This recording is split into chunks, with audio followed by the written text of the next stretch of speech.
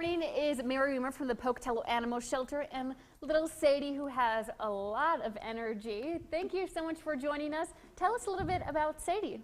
Well, Sadie first came to us as a stray. Someone had found her in town and had brought her up to the shelter, and she actually got away.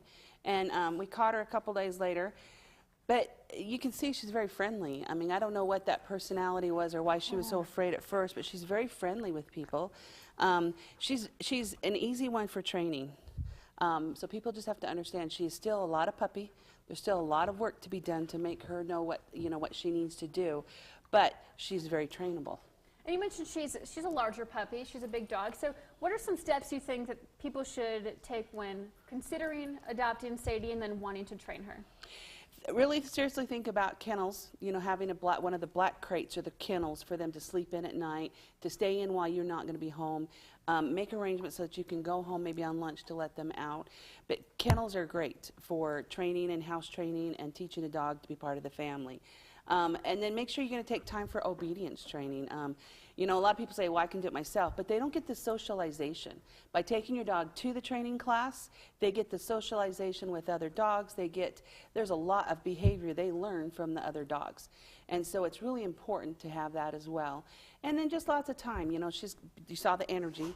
So a daily walk is going to be really needed for her. You just can't expect her not to stay in the house and not be able to walk. She needs to burn the energy. So it needs to be with someone that's active. Yeah. Because it's fun to play with her. She does have a lot of energy.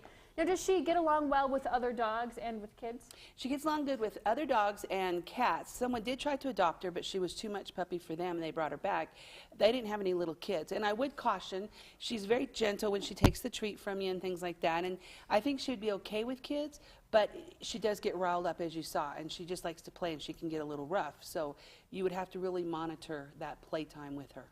And talking about the animal shelter as a whole, it sounds like you guys have been doing really well. You don't have very many dogs currently, and it sounds like your cats have also been being adopted out. So tell us a little bit about that. We are really enjoying this winter weather because right now we're still slow. We only have a couple of dogs available to adopt, but don't let that slow you down. Come up and see what we have, and they're going to start showing up again. But right now it's just a really good time of the year for us.